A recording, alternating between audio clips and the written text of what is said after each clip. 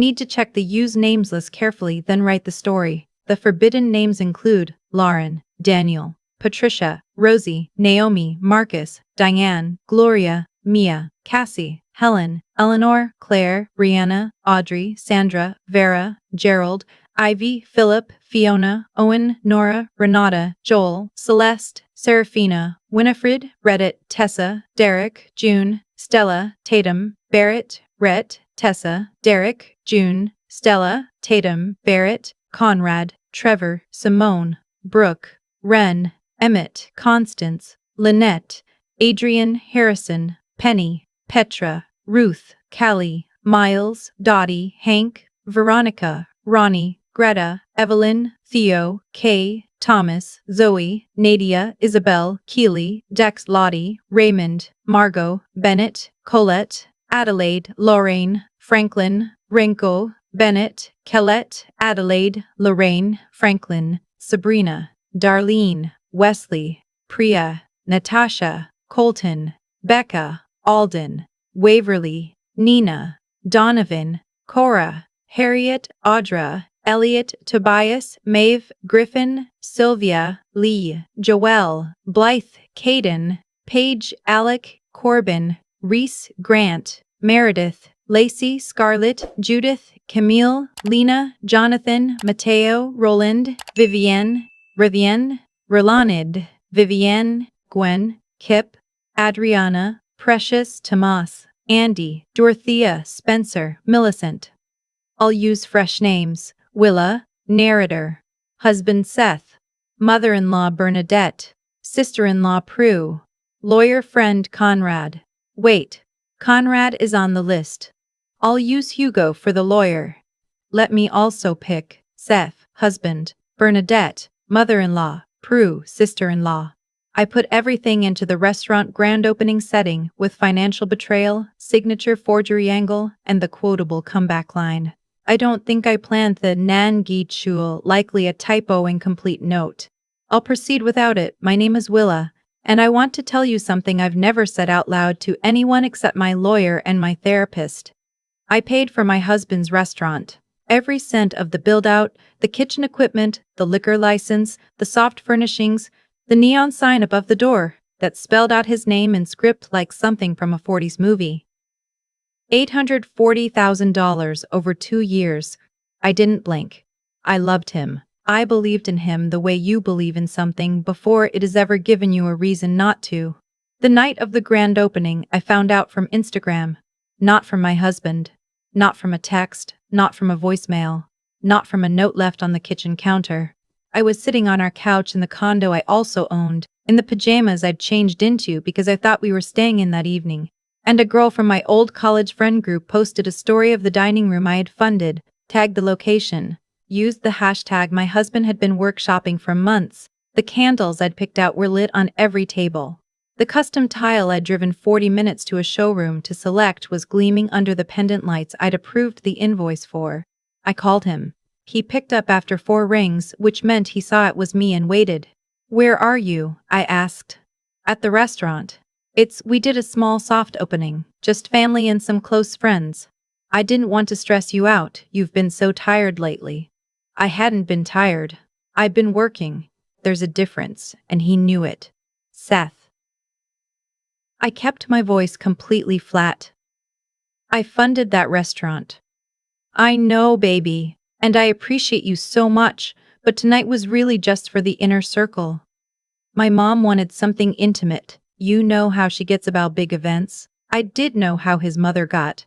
I had known for 3 years, and I had spent 3 years trying to make her like me anyway, which, in retrospect, was about as productive as trying to heat a house with a birthday candle.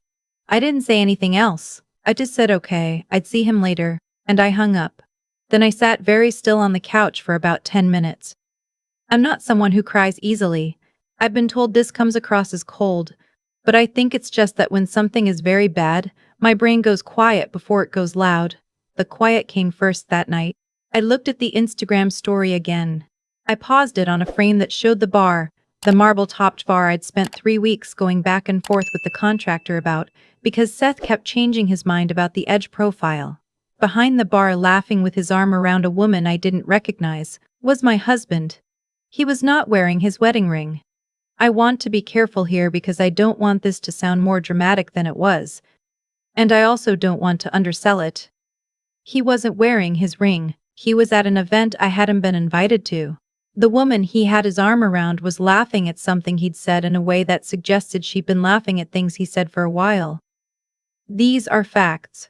I am not a person who jumps to conclusions. I am a person who looks at facts. I closed Instagram. I opened my notes app and I started writing things down. The amount I had wired to the LLC we'd set up for the restaurant, $840,000.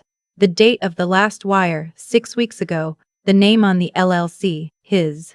The name on the lease for the restaurant space, his. The name on my own personal savings account, which I had never commingled with our joint account, because my father raised me to always keep something that was only yours, mine. I made a list. It took about 20 minutes. By the end of it, the quiet in my brain had shifted into something else. Not loud, exactly, but very focused. The kind of focus that feels almost peaceful, the way a very cold room feels peaceful. I texted my friend Hugo, who is a real estate and contract attorney, and I said, I need to talk to you. Not urgent tonight, but first thing tomorrow. Then I went to bed. Seth came home at 2 in the morning. I was awake, but I didn't say anything. I heard him brush his teeth, change his clothes, get into bed. He kissed my shoulder in the dark and said, It went really well tonight. I'll tell you all about it in the morning. Nom, I said. He was asleep in 4 minutes. I know because I counted. The next morning, I was already dressed and on my second coffee when he came downstairs. He was in a good mood. He poured himself a cup, leaned against the counter, and started describing the evening in the way you describe something to someone you assume will be happy for you. The food had been incredible. The lighting was perfect. His mother had cried when she saw it. His sister, Prue, who had never once acknowledged that I existed at family dinners unless she needed something, had given a toast. Their whole group of childhood friends had shown up. That sounds like a real celebration, I said. It was. It really was. I wish you could have been there. I looked at him over my coffee mug. You could have invited me. Something shifted in his expression. Not guilt exactly. More like mild inconvenience. I told you it was an inner circle thing. My mom was really specific about keeping it small. I'm your wife. I know, but you know how my mom is. She wanted it to be family. There was a pause. I let it sit there. I'm not family, I said. He opened his mouth, closed it, and then said something I will remember for the rest of my life. It's just, she's known these people her whole life. It's different. I nodded slowly. I said, I understand. And I did.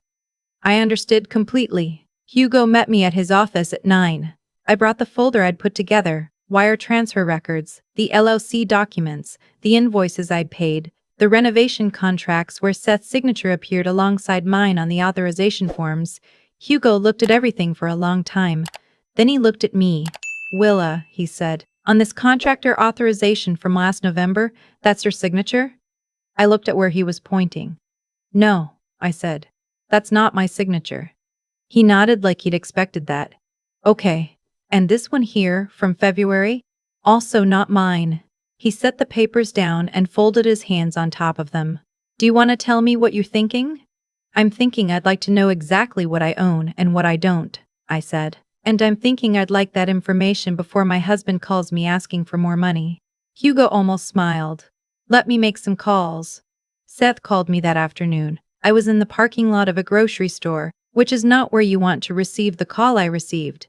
But there's something clarifying about sitting in a car in a parking lot. Nowhere to pace. Hey, so the opening costs came in a little higher than we projected, he said. He had the tone he used when he wanted something. A specific combination of casual and slightly apologetic that I'd once found endearing. The catering invoice was more than the estimate, and we've got a few vendor bills that came due. I was thinking you could transfer the funds from your personal account, maybe $50,000-$60,000 to cover it. I let a beat go by. My personal account, I said. Yeah, just temporarily. We'll reconcile everything once the revenue starts coming in, Seth. I kept my voice completely even. My personal account is for close family. You told me last night that the restaurant is for close family, so I'm a little confused about which category I fall into because it seems like I'm close family when there's a bill, but not when there's a celebration. Silence. Willa, that's not fair. Which part? More silence. Then, I don't understand why you're being like this. I'm being like this, I said, because I have been your wife and your investor, and apparently your silent partner in an enterprise that had its grand opening without me. I funded a restaurant that I wasn't invited to see open, and now you're asking me for another $60,000. It's not. It's more complicated than you're making it sound. Okay, I said. Then explain the complexity to my attorney, because I've asked him to start reviewing the LLC documents and the contract authorizations, and we found some signatures that are going to need explaining. The silence that followed that was different from the other silences. Heavier. What does that mean? He said finally. It means what I said. Have a good afternoon, Seth. I hung up and sat in the parking lot for a moment. A woman was loading groceries into the car next to mine. A kid in a cart was eating a snack. The ordinary world continuing ordinarily, which is always a little strange when your own life is coming apart at the seams. I went in and bought olive oil and pasta and a very good bottle of red wine. I cooked dinner for myself that night and I ate it at the kitchen table with a book, and it was one of the more peaceful evenings I'd had in recent memory. Seth came home to find me reading. He sat down across from me and he tried several different versions of the conversation. The apologetic version, the defensive version, the version where he reframed everything as a misunderstanding, the version where he suggested I was being irrational and perhaps needed to talk to someone. I let him try all of them. When he ran out of versions, I said, I need you to tell me about the signatures. I don't know what you're talking about. Seth, Hugo has the contracts. He's already flagged 2 authorizations with my name on them that I didn't sign. Do you want to do this the easy way or the complicated way? He looked at the table. He looked at the wall. He looked at his hands. He said, I needed to move fast. You were traveling for work and I couldn't get you on the phone, and the contractor needed the authorization or we were going to lose the slot. So, you forged my signature. I wouldn't call it, Seth. That is what it is called. He was quiet for a long time. Then he said, very quietly, what are you going to do? I thought about it. I genuinely thought about it, sitting there at my kitchen table with my book still open beside me. I don't know yet, I said honestly. But I think you should call your mother and tell her that the woman whose money paid for her son's restaurant is going to need some answers, and I think you should understand that the $50,000 you asked me for today is not coming. The restaurant is going to have to support itself. It's not profitable yet, it's only been, I know. That's not my problem anymore. His mother called me the next morning. This was unexpected. Bernadette had never called me directly before. She routed everything through Seth, or through Prue, which was how I knew the message had been filtered before it reached me. A direct call meant she was either very angry or very scared, and I had a guess about which one. I think we should talk, she said without saying hello. Good morning, Bernadette, I said. A pause. Good morning. I think there's been a misunderstanding. Tell me what you think I've misunderstood. Another pause. She was not a woman who was accustomed to people responding to her this way. Seth tells me you're threatening legal action. Seth told you incorrectly. My attorney is reviewing documents. That's due diligence, not a threat. Willa. Her voice dropped into the register she used when she was trying to be maternal and authoritative at the same time. I'd watched her use it on Seth for years. You need to understand that this restaurant is Seth's dream. He's worked toward this his entire life. I know, I said.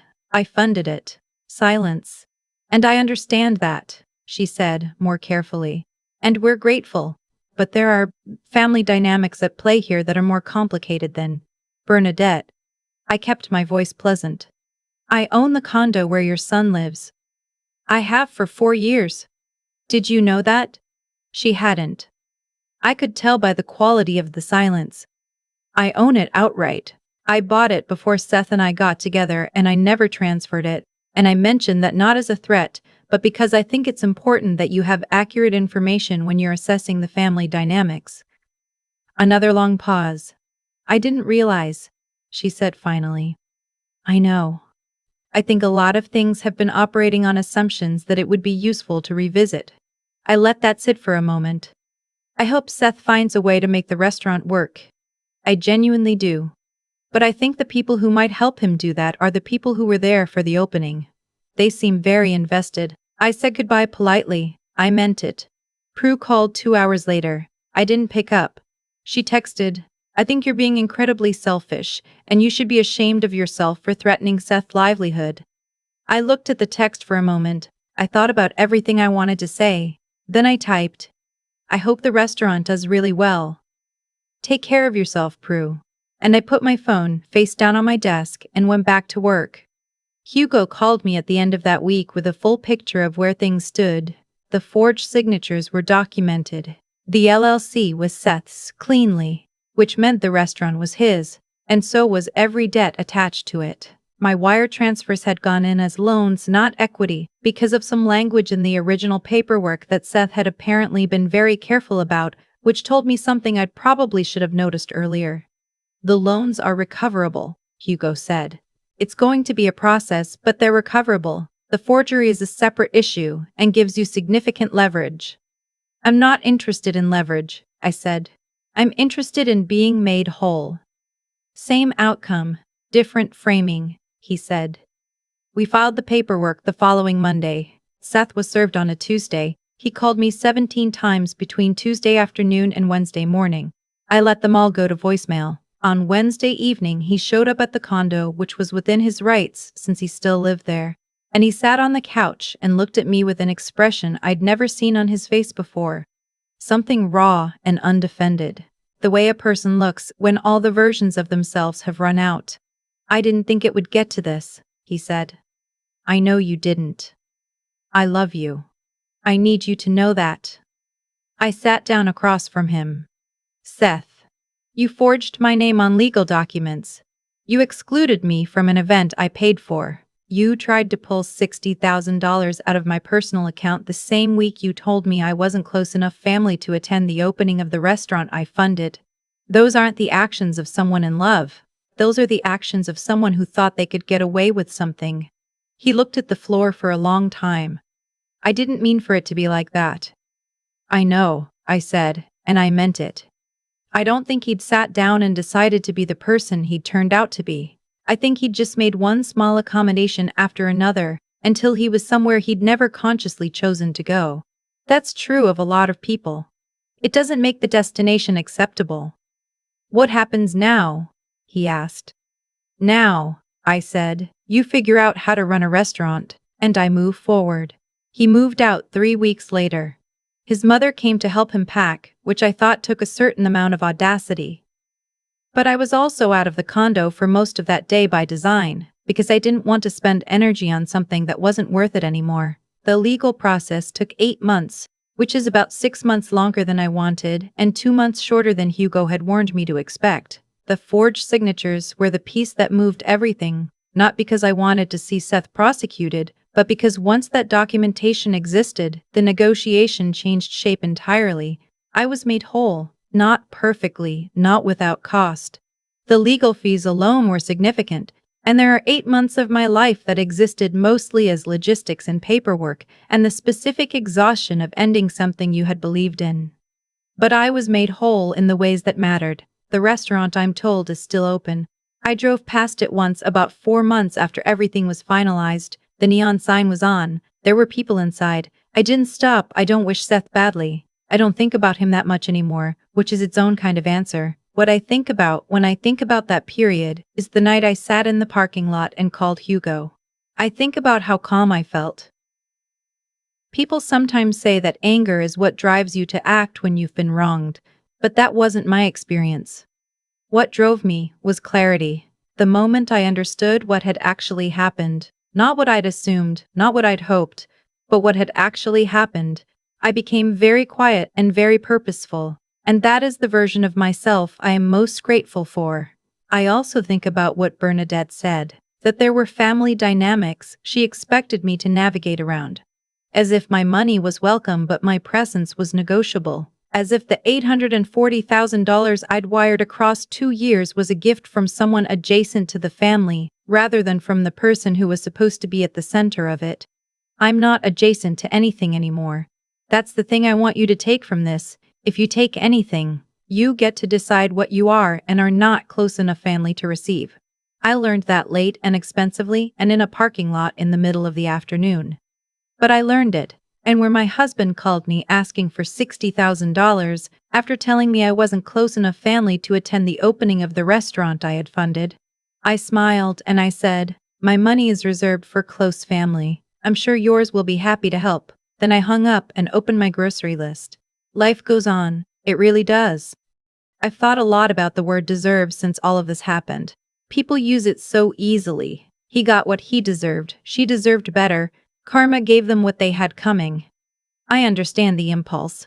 I felt it myself sitting in that parking lot listening to Seth ask me for $60,000 in the same week he'd told me I wasn't close enough family to attend the opening of the restaurant I had paid for. There was something almost satisfying about how cleanly his actions folded back on themselves.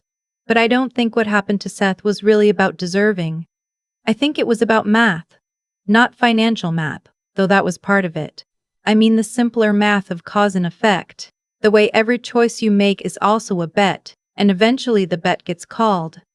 Seth made a series of choices. He chose to exclude me. He chose to forge my name.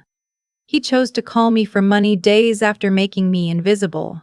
Each of those choices was a brick, and he laid them himself one at a time, and when they finally formed a wall he couldn't get past, he seemed genuinely surprised.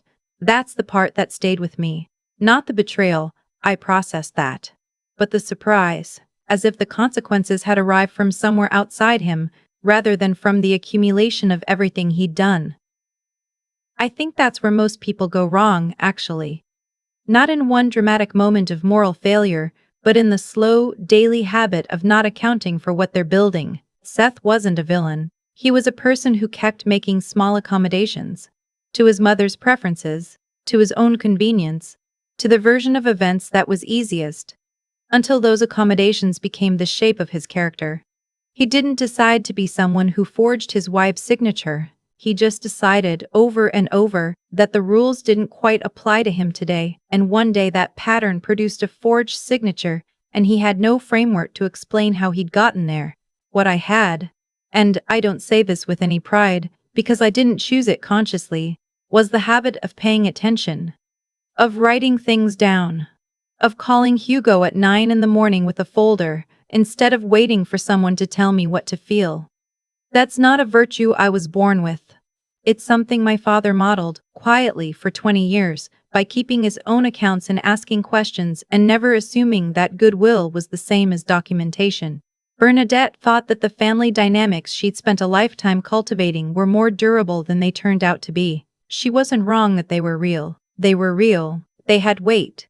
They shaped Seth's choices in ways I'll probably never fully understand. But she made the mistake of assuming they were the only forces in the room. I was also a force in the room. I just hadn't announced myself yet.